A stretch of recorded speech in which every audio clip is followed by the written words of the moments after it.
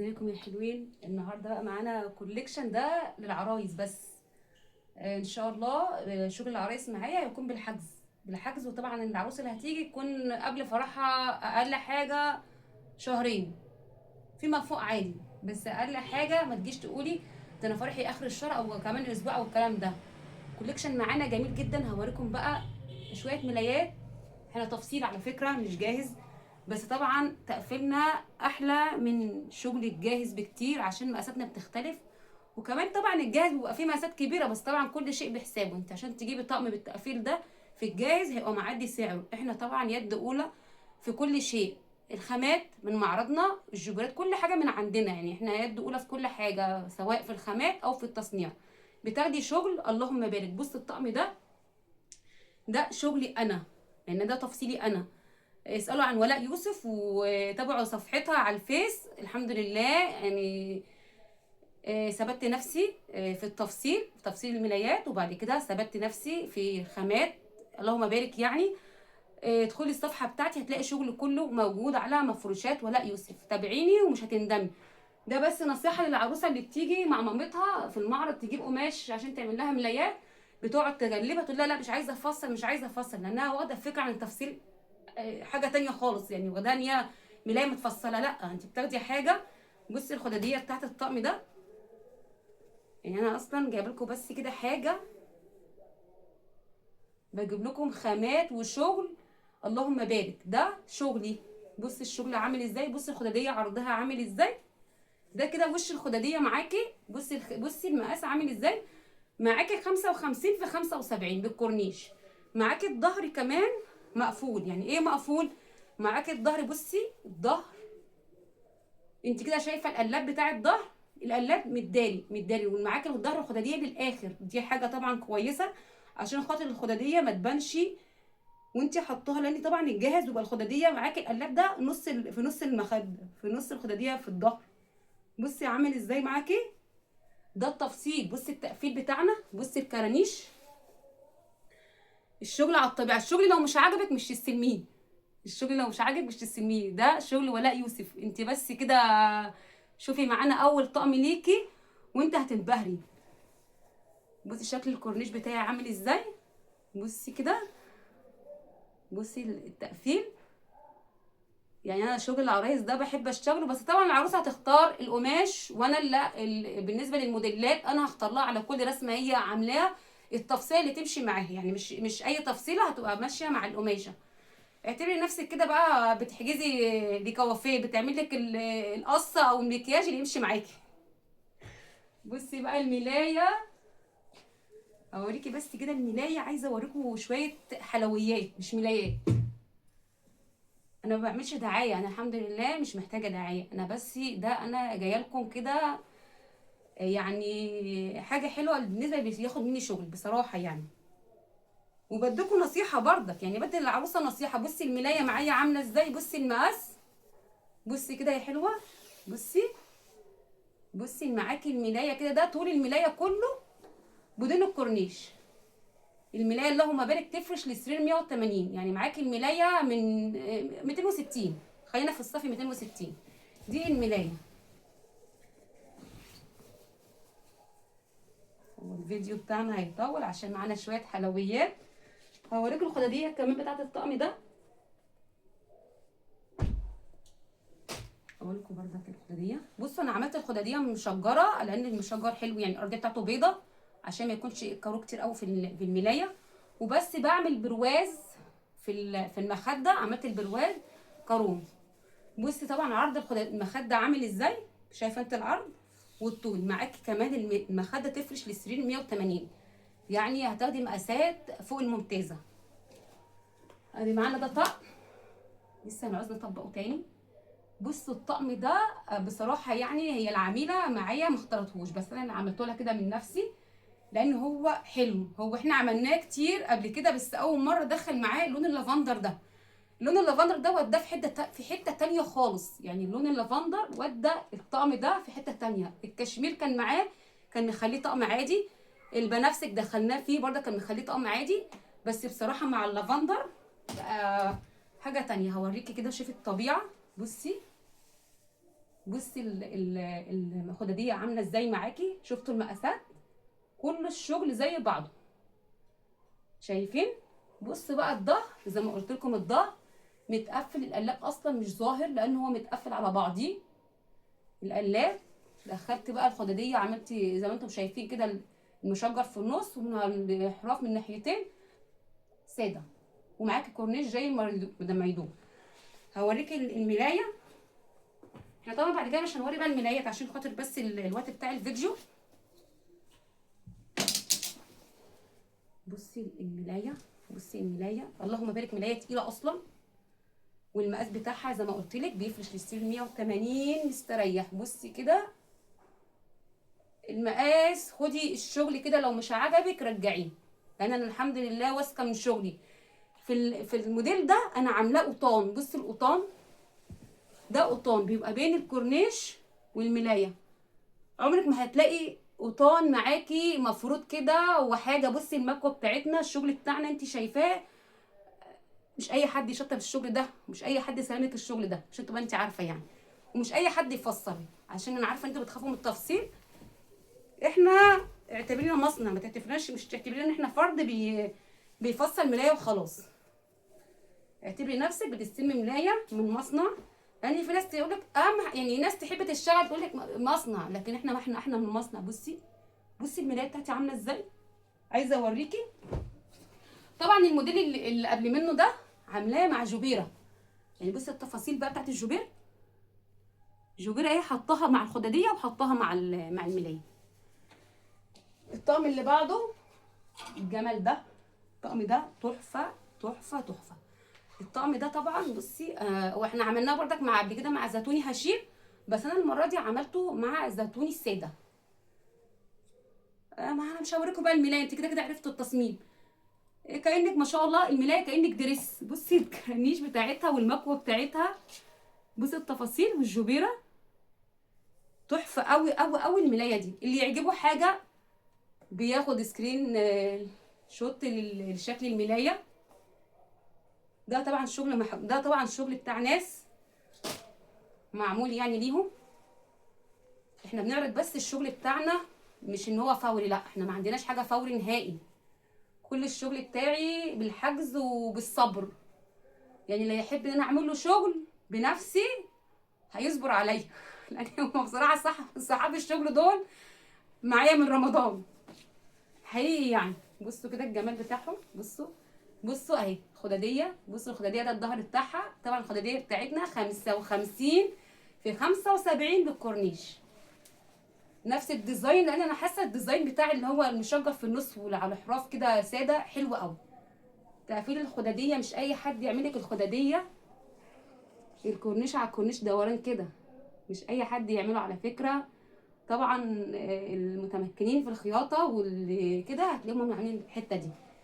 المتابعين بتوعي لو عايزين اي طريقه للخداديه او كده هتلاقوها على اليوتيوب، الطريقه بتاعتها هتلاقوا معظم الشغل بتاعي ان شاء الله على اليوتيوب. معانا القمر ده بقى انا عملت الموديل ده مشجر في مشجر، والخداديه بس هي اللي فيها ساده، والقطان هو اللي ساده. بصوا شغل القطان زي ما قلت لكم مش اي حد تستلموا من القطان ده، شغل القطان ده بيدي حاجه تانية خالص للملايه. وطبعا المقاس زي ما قلت لكم المقاس معانا مقاسات كبيره تفرش للسرير 180. الحمد لله بنكبر المقاس وكل شيء، واحنا يد اولى عمرك ما هتلاقي السعر بتاعي، الحمد لله السعر بتاعي برضك معقول خالص. يعني ممكن يكون في شغل تاني سعره اقل اكتر من سعري، يعني الحمد لله. بس طبعا مش هينفع اقول اسعار على العام كده، لان في طبعا ناس بتشتغل وبتسترزق، مش هينفع نقول اسعار. بصي الخداديه دي بقى عملنا نص، غيرنا بقى الموديل، عملنا نص ساده ونص مشجر لان هو لايق مع الخداديه دي كده، يعني انا كل موديل عامله له اللي يمشي معاه. بصي الخداديه دي عامله ازاي، ده الظهر بتاعها، بصي مقفول يعني الخداديه معاكي ورا مقفوله، يعني عمري خداديتك الظهر بتاع الخداديه بتاعتك عمره ما هيبان. بصي القلاب بتاعنا، بص اهو. طبعا الناس اللي عارفه الشغل بتبقى فاهمه الحاجات دي ايه. الخداديه بتاعتنا 55 في 75. المخده بتاعتها اوريكم بس المخده، طبعا المخدات محطها لوحدها. بصي المخده، بصي كده الحمد لله كل حاجه من عندنا. فانا من يوم ما اشتغلت بعمل حاجه مبحبحه يعني، بتميز بخاماتي وبتفصيلي وبالغرز، والحاجات دي كلها بتتقال لي من العملاء بتوعي. والمقاس الحمد لله الزبون اللي بيبقى معايا، يعني انا في كام حد معين كده بعمل لهم شغلهم في الاعياد متمسكين بيا، يعني هم عايزين انا اعمل لهم، مع اني باخر عليهم طبعا وانا عارفه هم غصب عني، بس انا مش باخد شغل لاي حد كده افراد الا ناس معينه. اما عرايس، انا العرايس طبعا مش هيكونوا مستعجلين على الميعاد وكده، مش مرتبطين، يعني انت كده كده معاكي بتجهزي، فبالحجز زي ما قلت لكم العرايس بالحجز. بصوا بقى القمر ده، القلوب ده، انتوا هتلاقي الشغل كله معظمه قطن، لان انا حاسه ان القطن حاجه شيك كده، يعني حاجه حلوه احلى من الجوبير. بس طبعا احنا حاطين جوبرات برضك ان احنا غيرنا في الموديلات كتير. بصوا كل الشغل ده انا هصوره لكم طبعا على السرير، فهتلاقوا صوره نازله على الصفحه. انا بس وريتكم بس كده فيديو بالحلويات بتاعتي وبالخامات وبالشغل الجميل الجميل الجميل ده. بصراحه اللهم بارك، دعواتكم ليا ان ربنا ييسرها معايا ويبارك لي في رزقي وفي شغلي في كل حاجه في حياتي. بصوا الحمد لله انا بعمل ضميري في كل شيء، في خامات، في خياطه، في مكوى، يعني بصوا انا في كل حاجه في الشغل يعني بعملها بحذافيرها، ما بطلعش حاجه من تحت ايدي كده. اللهم بارك يعني، ويشهدوا ليا اللي اتعاملوا معايا. ويا ريتهم بقى لو شايفيني في التعليقات يعلقوا لي عشان بس يقولوا بس رايهم بس. بصوا بقى الخداديه دي بقى طبعا غيرنا، عملنا الخداديه كلها مشجره، لان هو بصراحه القلب ده حلو قوي، والكورنيش جاي ما يدور السيمون ده، سيمون بصلي كده بس لون تحفه قوي، ماشي مع خدت اقل لون في الملايه عشان يديكي الدرجه الجميله دي، الشكل الحلو ده. الخداديه طبعا انا عاملاها ساده خالص، الخداديه ساده خالص، وحاطط لها كنار من المشجر. مش هقول لكم بقى على المقاس، ولا انت اديكم شايفه الشغل بفتحه لكم متطبق عامل ازاي. خلاص هو كاويه بتدنيكي شغاله عليها الملايه، خلاص بتدنيها معاكي غسيل وفرش على مكوتها، المكوه اللي هي الاولى. يعني مثلا انا مكوت الشغل بفرشه على السرير وبرضك بيفضل بمكوته، مفيش حاجه الحمد لله بيجرى لها حاجه. هنيجي للجميل ده، بصوا احنا جرنا النظام بقى، عملنا مشجر في مشجر، وعملنا نص ونص مشجر ونص ساده. هنيجي بقى للقمر ده ايه بقى، عملنا الساده اكتر من منقوش، وغيرنا موديل الخداديه خالص. الملايه دي تحفه برضك، هوريكم شكلها، هي مع بينك طبعا. انا بصوا هو الشغل بتاع اصحاب الشغل ده انا عملت لهم الشغل انا على يعني على الواني، غيرت لهم في الالوان. بصوا الجمال بتاع الملايه دي، غيرت لهم الالوان من عندي، يعني انا في حاجات كده هم مش اختاروها انا اخترتها لهم، عشان بس ما يكونش عندهم عندهم الالوان مختلفه، ما تبقاش متكرره. انا حاولت اعمل لهم الالوان مختلفه. بصوا القمر ده، الطقم ده، بصوا يا الرسمه دي وهي في التوب تحسي ان هي يعني عاديه، لكن هي اشتغلوها كتير مع الوان تانية، بس حسيت ان البينك عشان البينك فيها قليل هو اللي ينطقها، وهو فعلا نطقها. زي بصوا بقى انا عملت لها ايه، دي جوبيره، يعني حسيت ان دي مش محتاجه قطن، دي محتاجه جوبيره مع البينك بتاعها. اوريكم بقى الخداديه بتاعتها. الخداديه بصوا القمر يا ولاد، بصوا كده. دي بقى الخداديه دي 50 في 70، لانها مش عليها كورنيش. هو الكورنيش بقى 3 ادوار كده ساده، والنص التاني مشجر. خداديه معاكي اللهم بارك. الظهر زي ما قلت لكم الظهر اهو متقفل على القلاب، مش اي حد يعمله، مش حاجه والله، بس انا بس بعرفكم بس شويه التفاصيل اللي بتبقى في الشغل مش اكتر يعني. عنواننا الامانه في كل شيء، الناس اللي بتشتغل تعمل ضميرها في كل حاجه، وما تبقاش برضك باهظه في اسعارها وبتدي شغل. في ناس بتعرض على فكره صور بس وبتدي شغل تاني، لا احنا غير كده خالص، احنا شغلنا كله على الطبيعه وبوريه لكم، وبنعامل ربنا في كل حاجه. بصوا بقى الحلويات ده بقى برضك ده من اختياري لاصحاب الشغل، اختياري يعني، انا قلت له انا هعمل لك ده، فده حسيت ان هو مش عايز اي حاجه، عايز حاجه بسيطه كده. عملت النص مقلم والنص التاني بالشجر، وحطيت لها الكورنيشه حاجه بسيطه. الظهر مقلم، والمخده برضك الطويله مقلمه. مقلم اهو. المخده كلها مقلم، ما فيهاش اي حاجه، مقلم، ما فيهاش مشجر ولا اي حاجه. بصوا مقلم، هي بقى مش محتاجه. زي ما قلت لكم مقاس اهي. تفرش سرير 180. هنقعد نقول مقاساتنا عشان اللي بيخليكي تفصلي. انا عارفه في ناس ما بتحبش التفصيل، بتخليكي تفصلي المقاس. الحاجه الوحيده اللي تخليكي تفصلي المقاس، وبرضك الخامه. دي خامات قطن. احنا بنشتغل في قطن العمريه، مش قطن العمريه المصري يعني اللي هو بيقولوا عليه قطن عمريه. فيه قطن عمريه اللي هو الشعبي اللي هو الملايه ب 290، لا مش ده.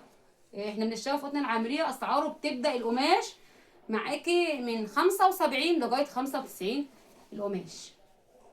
وفي طبعا قماش تاني اسعاره من فوق ال 100 جنيه، بس احنا طبعا شغالين في دي تعتبر الاسعار المتوسطه. بصوا بقى الملايه اهي. هو الطقم ده بصراحه تحفه، مبروك على صاحبته. بصوا مشجر كله، والمقلم بس حاجه بسيطه في الديل. انا طبعا ما كتبتش المقلم في الطقم لان هو الطقم بصراحه جميل كده. والقطان هو اللي بقماش المقلم، القطان بقماش المقلم. يلا عشان بس الفيديو اخلص لكم بس بقيه الشغل، والم بقى شويه الدربكه اللي انا عملتها في الاطقم دي، عشان لسه هصور لكم الاطقم دي كلها على السرير وننزل لكم الصور. بصوا بقى الجمال. دي رسمه ايه؟ بنقول عليها رسمه هندي عشان الالوان بتاعتها كلها متداخله في بعض. انا عاملاها هنا بموديلين. هوريكم بقى ايه. اول موديل عملته مع المنت ده. بصوا الظهر بتاعها الفستقي الساده او المنت زي ما بتقول، بس هو فستقي. انت بصوا طبعا مش شايفه انت ظهر دوت، مش شايفاه اذا كان ظهر ولا وش. عشان ايه؟ عشان القلاب قافل على الخداديه من ورا. خلي بالكم من حاجه زي كده. بصوا الحلويات دي 55 في 75. مقاساتنا لا تقبل المنافسه. الجبيره طبعا اهي. كل الجبيرات اللي حطاها في الاطقم مختلفه عن بعضها، ما كررت الجبيره زي التانيه. اوريكم الملايه. الملايه اهي. الموديل ده نصين، نص ساده ونص مشجر. يعني الطقم ده هو بصراحه عايز كده مع الجبيره. طبعا نفس الجبيره اللي محطوطه في قلب الخداديه. مش هنفتح بقى الطقم، انتوا كده عرفتوا المقاسات بتاعتنا. نفس اللون. بس شوفوا بردك رايحه في حته تانية خالص لما دخلتي معاه ساده حاجه تانية معاه بينك. بصوا بصوا يعني بصوا الطقم مع الفستقي اداكي شكل، ومع البينك اداكي شكل. بصوا الحلويات بصراحه اللهم بارك. يعني لما بشوف الشغل وهو متصور بقول الشغل الجميل ده بتاع مين. لما بكون السرير كده مش واخده بالي، لما بيكون متصور ما بكونش واخده بسريري بقول يعني الله اكبر. يعني الشغل الجميل ده بتاع مين. فانا مش بمجد في نفسي، بس هو بصراحه الشغل يستاهل. والله ما بمجد ولا حاجه، بس هو الشغل يستاهل.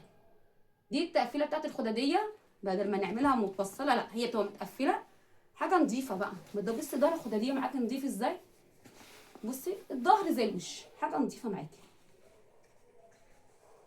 بصوا بصوا كده ادي.